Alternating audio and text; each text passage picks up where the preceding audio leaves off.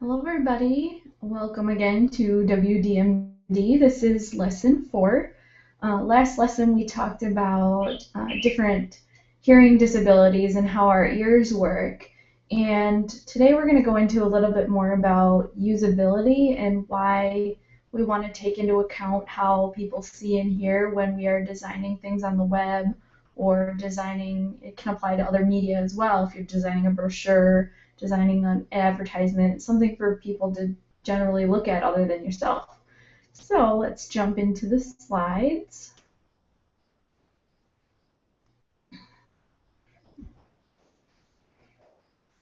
Here we go.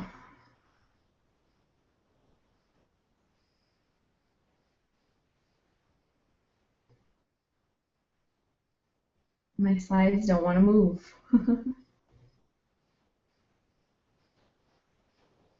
I'm getting the spinny beach ball of death. If you're on a Mac, you probably know what that is. Oh, there it goes.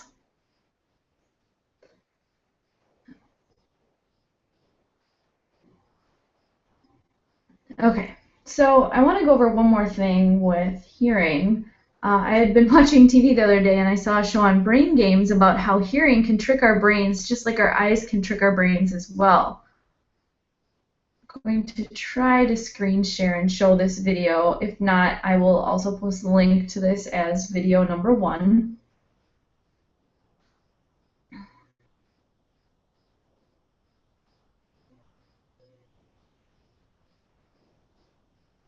Let's see here.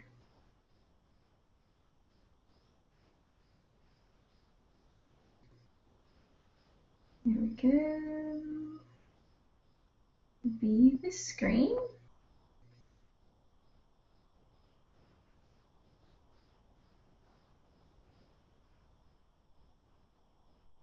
See if it'll let me play it here. Oh my god, the suspense is killing me. There's going to be a bit of a... No, it's not going to show the video. I'm not Shoot! perfect. The black returns up to me for the second of the PC. Let's play a little game. I want you to focus your attention on the car all the way down there. The one furthest away. Are you ready? Watch and listen. Now, did you see and hear the door slam shut? Of course you did. Did you happen to notice that the actual sound of the door shutting didn't seem to quite match the visual of the door shutting? Here, let's try again. You caught the delay this time, didn't you? Well, in the TV and film business, we call this being out of sync. So why does this happen? Well, it turns out that you see and hear things separately.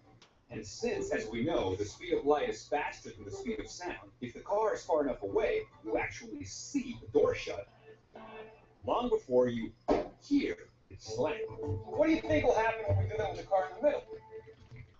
A little more difficult to tell, right? As it turns out, the real magic doesn't happen until you get a little bit closer. Did you notice? This time the sight and the sound of the door closing seems perfectly in sync. What do we do differently? Nothing. The sight and the sound still arrived at your eyes and ears separately. But because this car was closer, your brain connected the two and made them seem like they were simultaneous. In fact, any difference of sight and sound less than about 1/10 of a second, and your brain will connect them and make them seem to be simultaneous.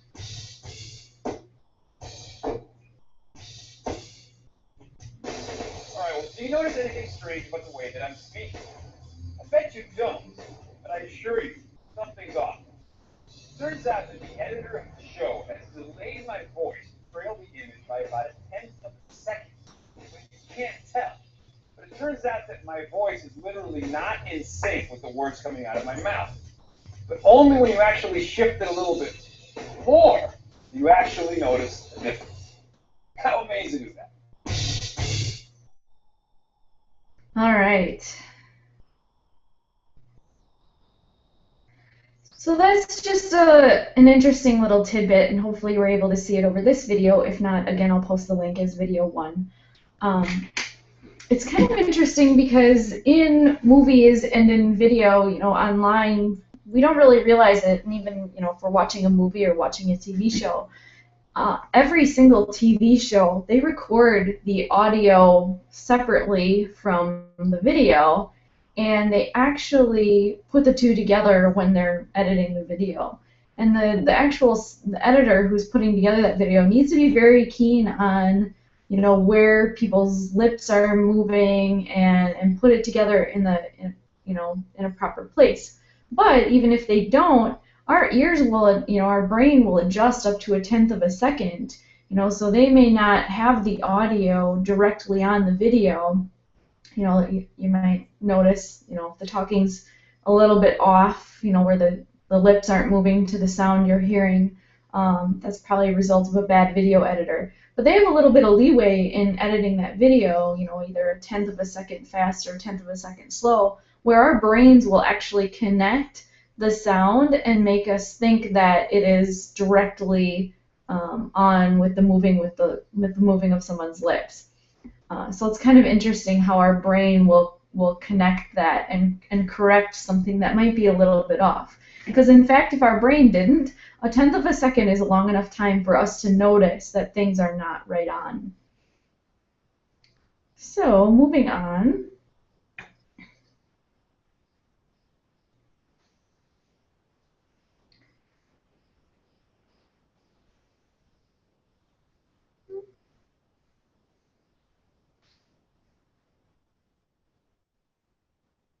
So why don't we just go over the elementary basics of hearing and vision? It's because when we design things, we need to take into account how they're going to be experienced by different people. Usability refers to, can a user accomplish their goal? We're going to talk about usability in the sense of website design today, but a lot of this stuff can apply to other media as well. Usability shouldn't be confused with user experience, or UX as it's commonly called, which is how the user feels during the process of completing the goal. But not to be mistaken, usability and user experience often go hand in hand. So what I want you to do is take a minute and draw a key. You can take a look at a picture of a key, you can take a look at a key on your keychain, but don't just place the key on the table and trace it. Go ahead and draw a key.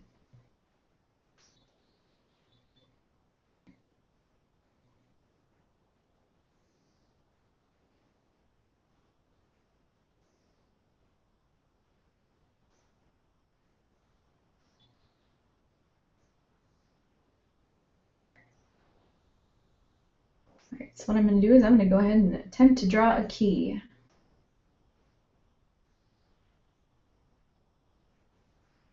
Here we go. My key looks something like this.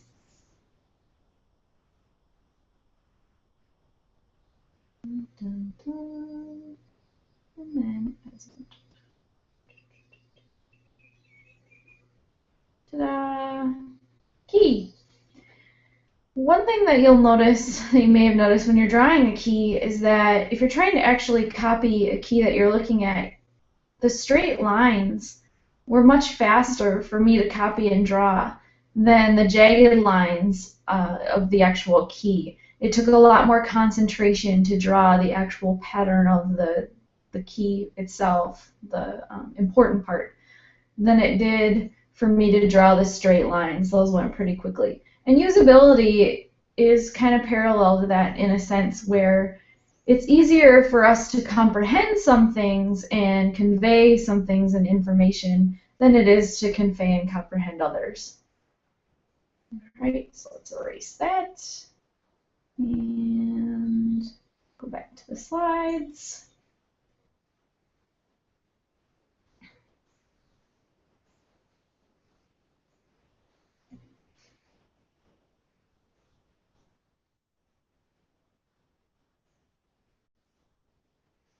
Okay.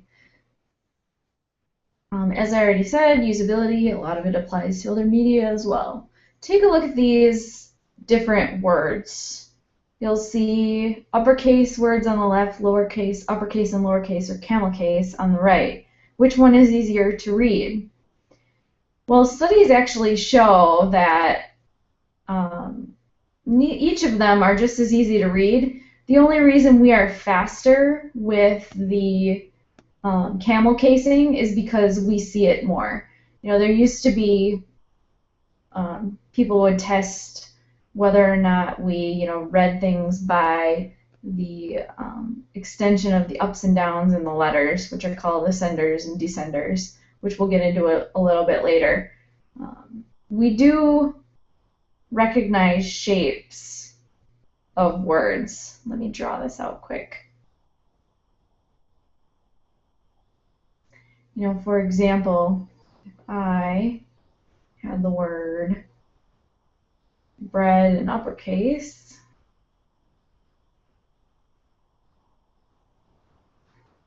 and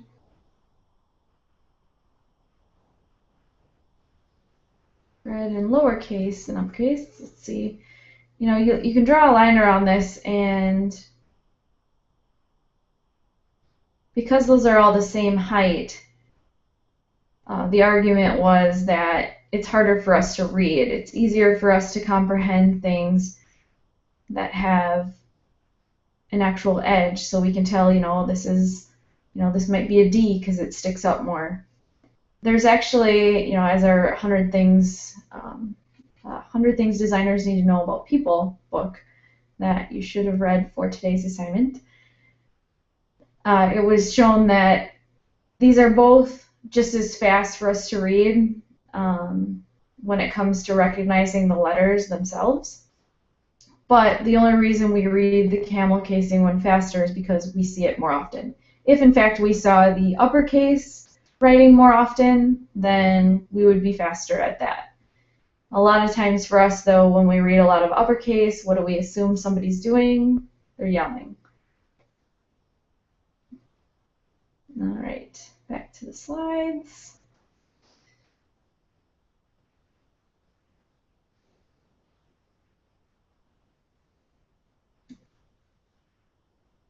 My slides do not want to respond today. I'm getting the spinning beach ball of death again. There we go. Okay. So we're going to go over some basic principles of usability. Principle number 1 is avoid cognitive overload. Keep it simple. Users may not be able to cognitively process all of the available information. Because the user, when they get to a website, they need to find and understand and interact with navigation options, get an overview of the page and understand where they are. They need to interpret information from different presentation modes, if there's text, graphics, photos, videos. And some users won't even find all of the navigation options. They may ignore or literally not even see parts of the content. And this can lead to irritation, disorientation, and ultimately dropout. So if your website is trying to sell a product on a page and you have a lot of people getting irritated and simply leaving, you're not going to sell a lot of your product. Here's a really good example of cognitive overload.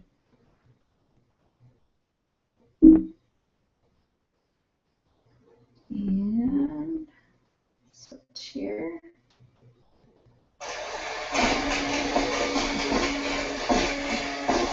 Yes, this is an actual website. It is quite noisy.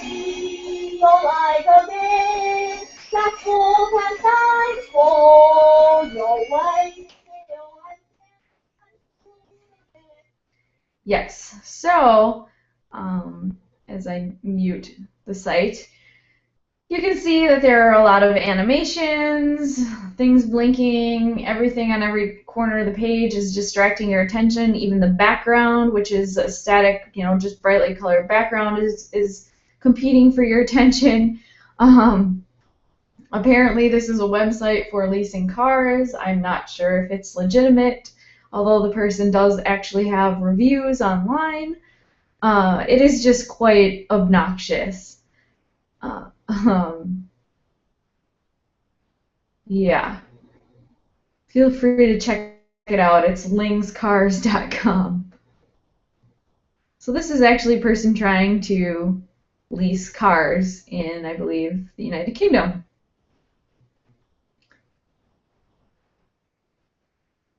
Quite crazy.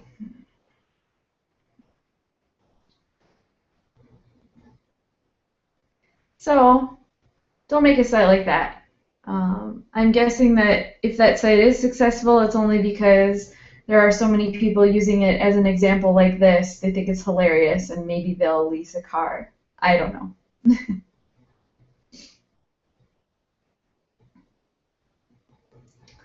Principle number 2 of usability.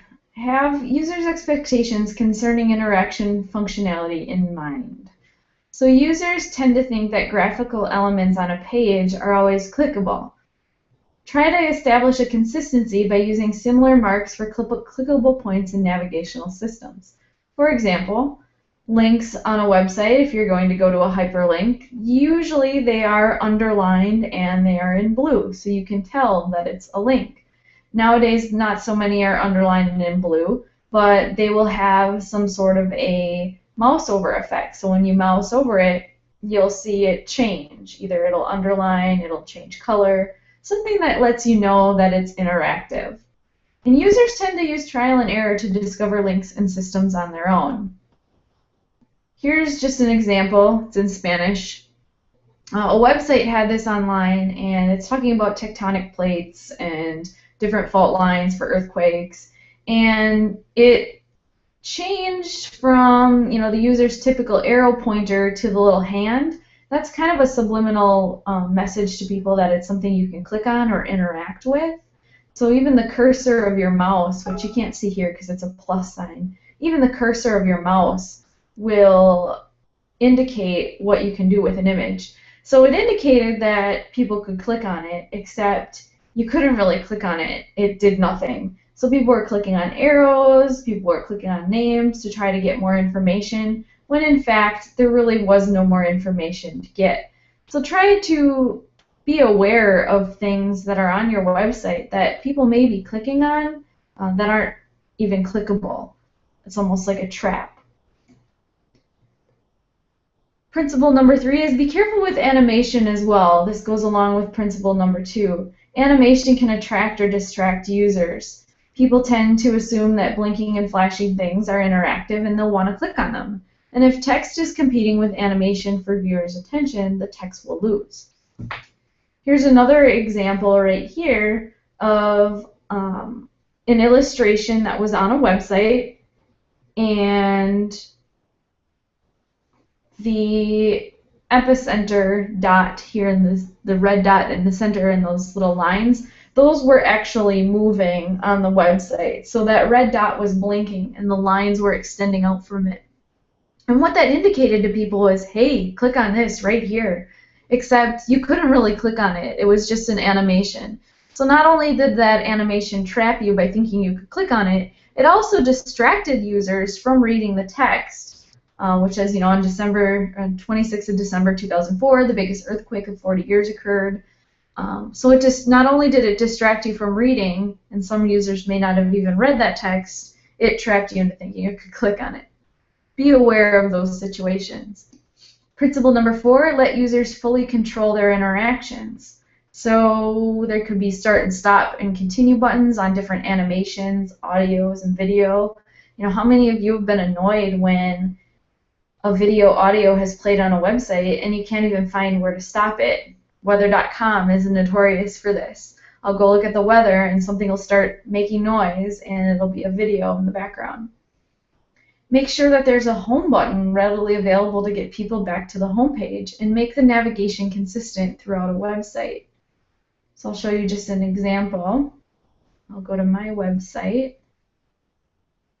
Let's go back to the browser.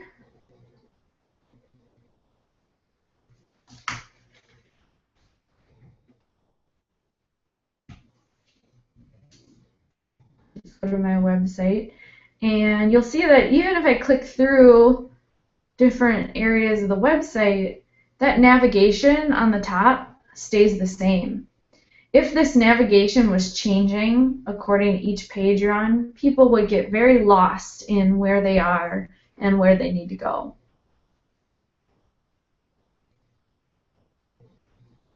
So make sure that you keep navigation consistent.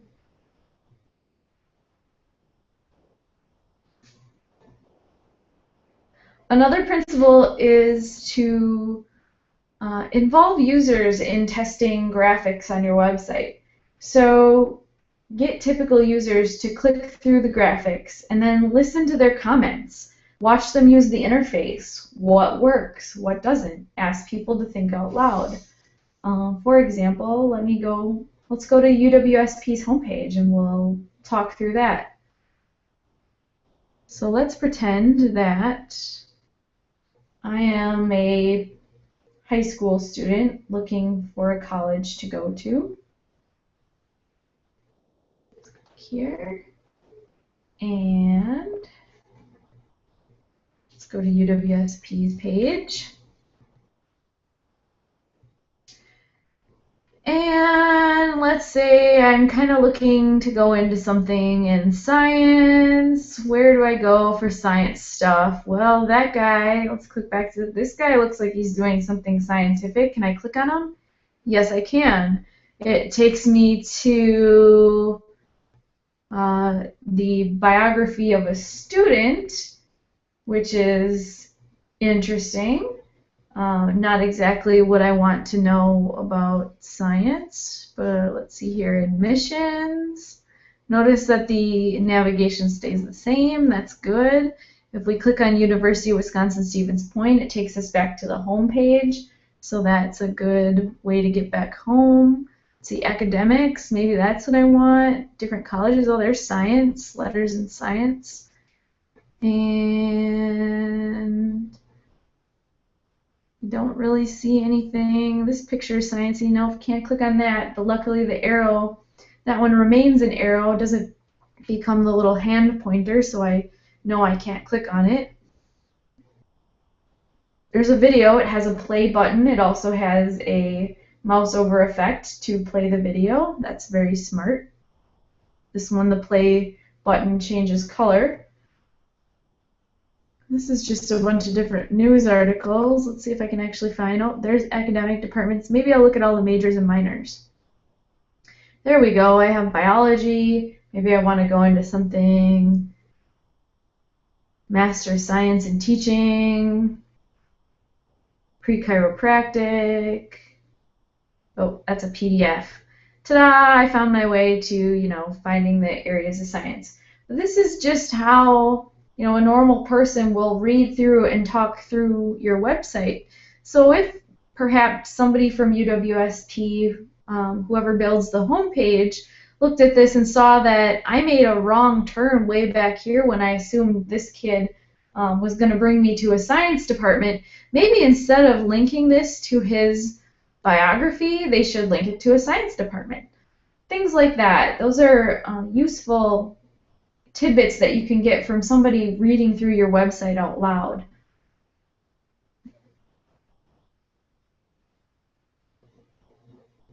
All right, so let's stop this.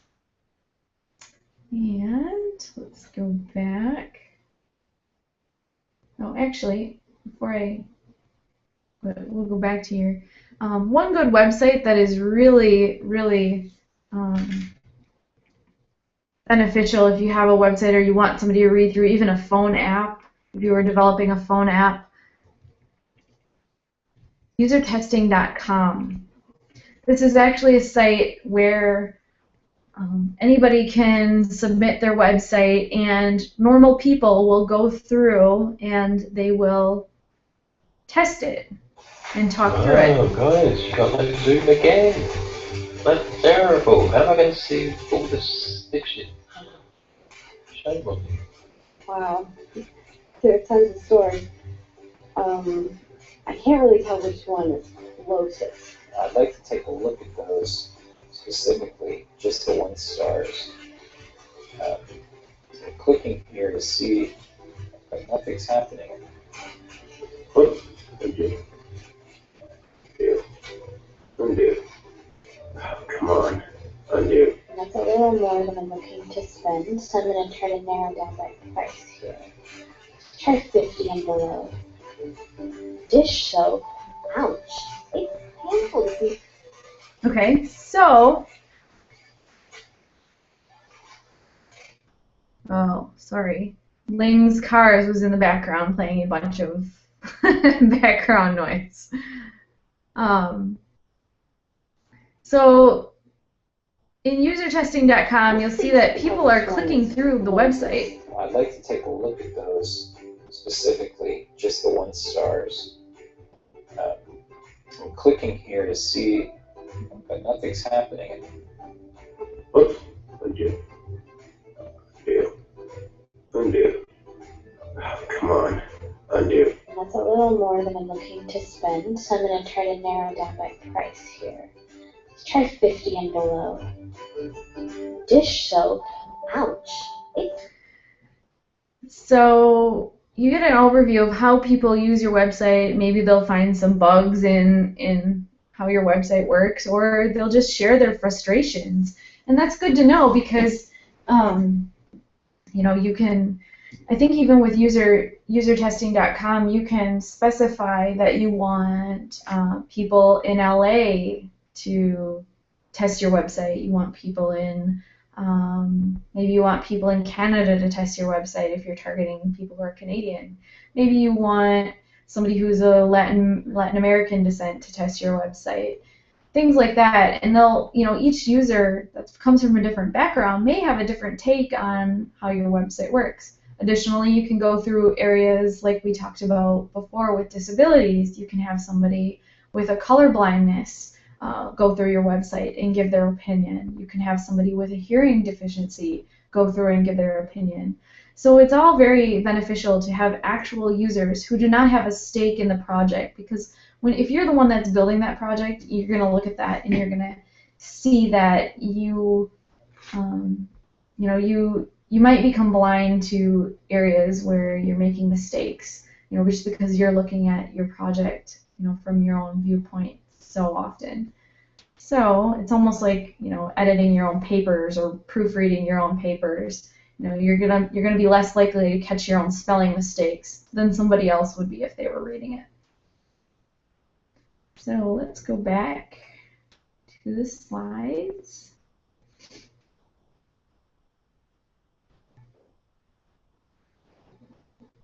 And you don't have to use a site like usertesting.com either if you're on a budget, although you think usertesting.com will do one for free. But you can also ask family members, just, family Christmas, ask everybody to look over your website, things like that. Call to action. This is a good practice for usability, and I'm just going to show you this quick slide.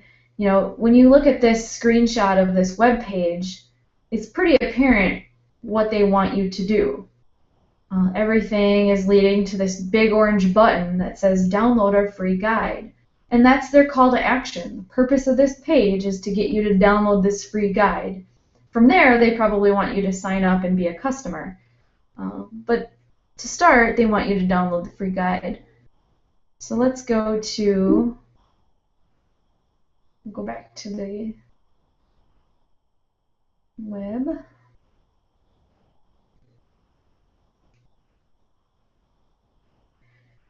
So this one is pretty apparent as well. This one has 2 calls to action. One is more prevalent than the other. This is 17hats.com.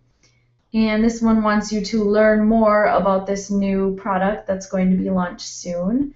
And the other one is, hey, sign up right here for early access. You don't even need to learn more about it. Just sign up right now. Basecamp is another one. Basecamp is a project management software. And this one just gives you a quick little overview of, it's actually more of a testimonial, that Basecamp has helped over 285,000 companies finish more than 2 million projects. And here they've got a big button that when I mouse over it, it changes and it says, give Basecamp a try. It's free for 60 days. And that is their call to action as well.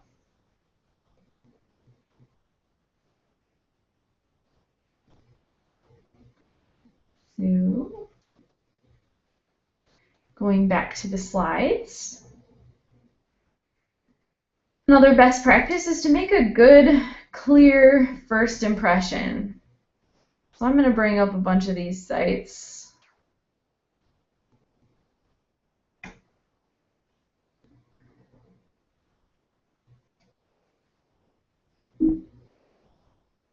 These are actually all local websites as well, local to Stevens Point, I believe, except for maybe one of the church ones. Here's the first one. So technically, they say you have about 4 seconds to make a first impression. In 4 seconds, users will decide whether they like or dislike your site, or whether it's going to serve the purpose that they're looking for. Say maybe I'm looking for a water heater in my house. I don't know if this site is going to give me a water heater or not. I don't know if I really like how they look. Maybe I'll just move on. What about a site that looks like this? Is this one more pleasing to the eye? Maybe it looks a little more commercial. Maybe it's not residential. It's not something I would find, in my house. Although the design-wise, it looks a little nicer. And what if we were to, what if we're trying to find a new church in the area? Here's St. Stan's.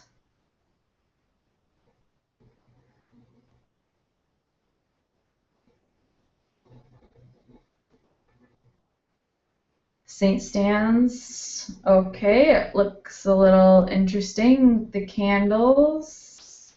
I am not sure if I want to go to this church. Well, let's try another church. Hey, this church looks pretty cool. So, in effect, you can, it's almost like judging a book by its cover, but that's exactly what we do, is we judge websites based on our first, few seconds of interaction with them. And if it's a good interaction, then we're more likely to click through and follow, see their big call to action. We're more likely to buy their product, whatever the site is trying to get us to do.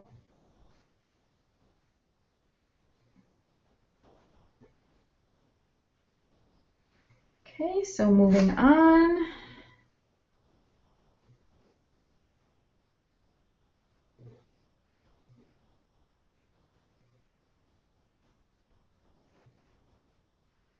Another thing to consider is landing pages. Remember that people don't land on a home page necessarily.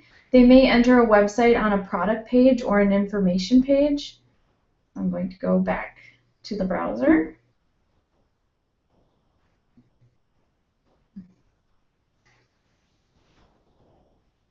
And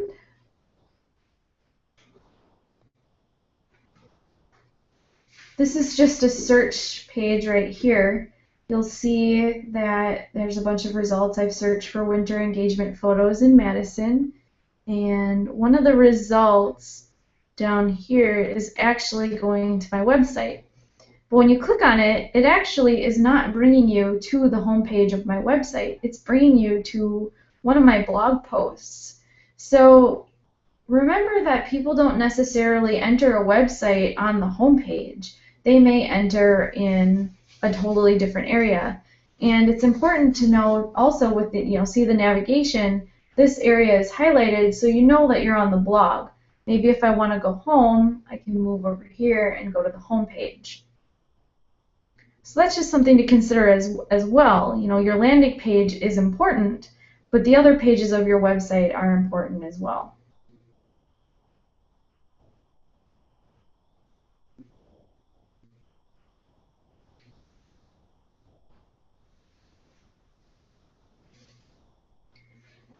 Another best practice is don't use Flash on a website. Flash is an old technology. You probably don't see it as much anymore, but it's there. It's commonly used by photographers, which is why I'm still using this as an example. And let's go back to this site here. And so this is a website. You'll see that there's, images going, fading in and out of the page. If I right-click on it, though, it says about Adobe Flash Player, and it actually isn't showing you that. But if you right click on the site, it'll say about Adobe Flash Player, and you'll know that this is Flash. Additionally, if you view it on an iPhone, an iPad, any Apple device, or if you view it on possibly an Android device now, I don't believe they support Flash anymore either, you won't be able to even view this website. And now that mobile phones are so important in browsing the web, a website like this is essentially stuck. They're not going to get any traffic. Nobody on their phone is going to see this site, which is unfortunate because now most websites are seeing traffic from mobile phones become even more, higher than traffic from actual desktop computers. This is because more and more people are just using their mobile phones to access the internet at home as well. How many of you, access different websites or check your email on your phone at home rather than jumping on a computer? I'm guessing quite a few of you do.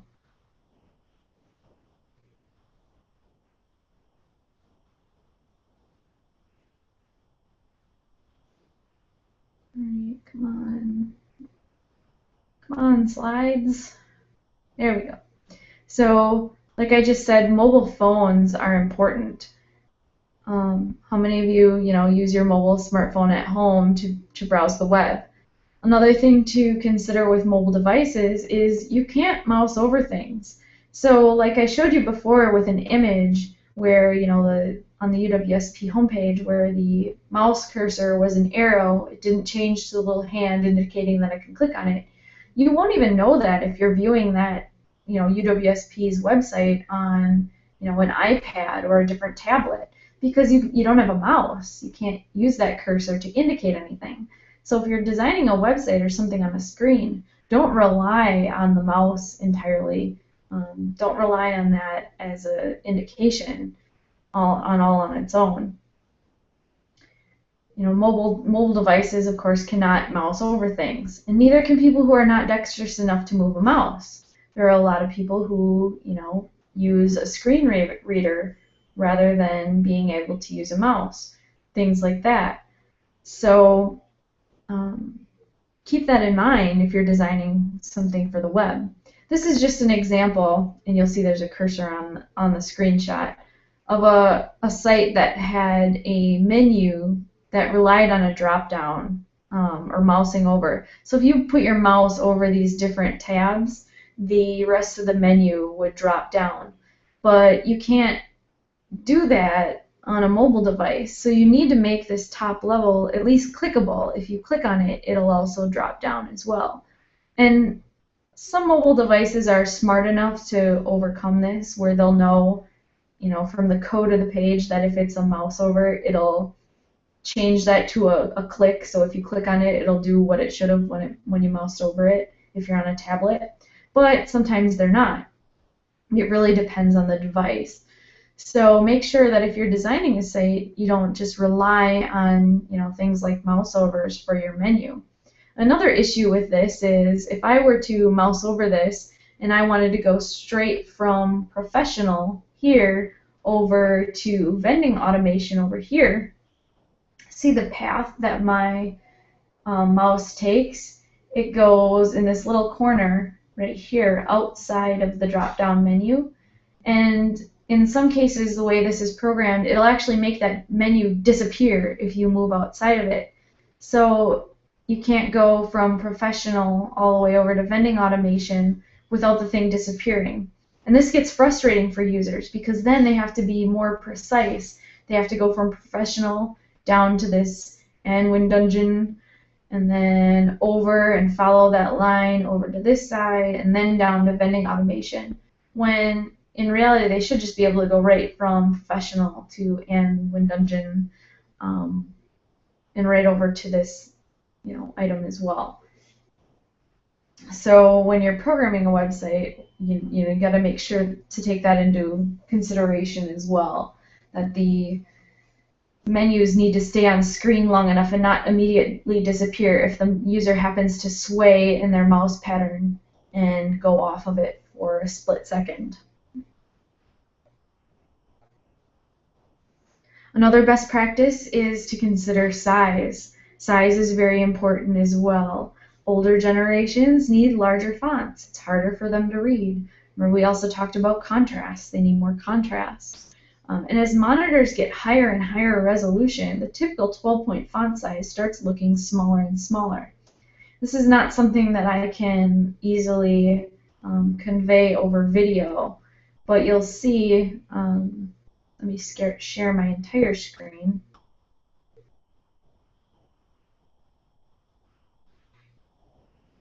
You can see that the resolution of my screen, and it has a nice effect because let me move this off here.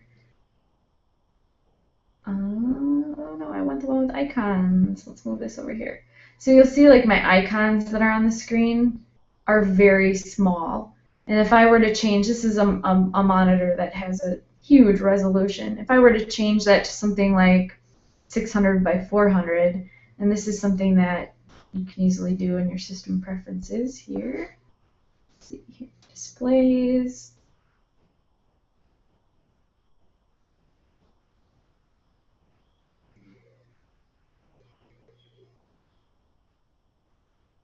So you can say, you know, this is at a 1920 by 1200 resolution. If I were to switch that to 1280 by 400, let's see here. Oh, I switched the wrong. I have two monitors. I want to switch this one. So if I were to switch this to 1280 by 720, you'll see that these boxes got larger. There are less pixels across the page, so these icons got larger as well. I don't like my stuff that big, so I'm going to put it back to 1920 by 1080, and you'll see it goes back to smaller. So as our screen resolutions get higher, items, you know, text on the page gets a lot smaller. These are all about, you know, even these options. The 1920 by 1080 is a 12-point font. So if I change it larger, you know, it's a lot easier to see that. And if I change it smaller, it's a lot smaller, even though they're both technically a 12-point font.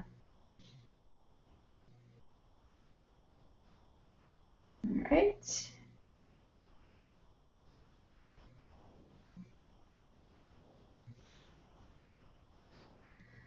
So looking at this, you'll see that all of the fonts in this illustration are the same size, but some look larger than others because of the X height of different font families. This one's Arial, Times New Roman, Verdana, which looks to be the largest, and then Tahoma.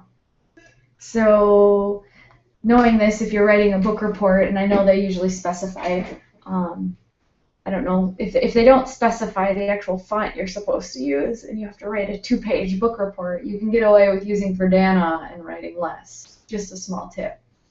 I know a lot of teachers will make you use a certain font and type spacing and size.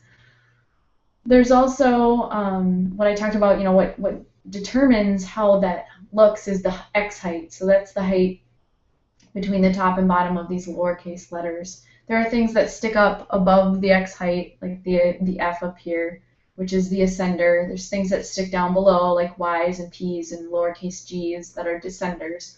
But the X height itself is what determines how big a font will look. So see, the X height of Verdana is a bit larger than Times New Roman, and that's why Verdana looks like it's bigger, even though these are all the same, like, you know, 12-point font. This is just some extra anatomy and typography. You can get quite intense with typography. We're not going to go into too much of that. Just know that the X height is what determines how high or how big a font will look. In ancient times, this is the reason we have, I'll show you one other thing, serif and sans serif. So a serif font, this one is sans serif. A serif font will have little decorative edges on the ends of all the letters. So if you look here at Times New Roman is a serif font. If you look at this R, it has some, you know, pretty little edges, little extra things on it. Those are serifs. The rest of the fonts on this page are sans serif, which means they're without serif. They don't have those extra little things on the end. And where that came from is actually ancient times when the Greeks or Romans, when they were first putting things into writing, they used chisels and rocks. And the rocks, they were pretty hard to chisel into.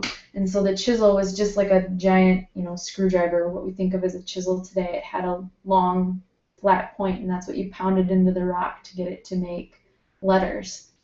And in order to get the ends of the letters, kind of blocked off as an end, they had to turn the chisel sideways. And that created the serif in the font, and that's why we still have serif fonts today. It actually stems all the way back to ancient writing. So you do have one assignment, and I'll go through an example here shortly. Usability is all about being able to get your point across well, and getting your point across in a way that users of all makes, shapes, sizes can understand it, whether they have a disability or not, whether they are of a different culture or not. So what I'm going to do is I'm going to email you a shape, and you need to describe that shape in a way that another person who has never seen the shape can redraw it. I will email you each a different shape today, and it's due 1 week from today on the 23rd when we meet in class. So here's an example. I'm going to draw a shape. Let's just say I'm drawing this shape right here. So let's say I give you this as your shape. Okay?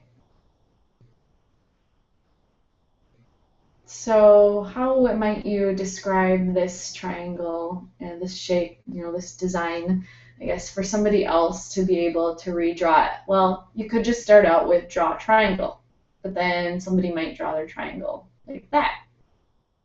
Oh no. No, that's not right. You don't want that. So what if somebody said, okay, draw a triangle where all of the corners have the same angle? Okay, I might draw something like that. Nope, that's not right either. So maybe let's erase that. You could say draw a triangle where all the sides have the same angle and it points up.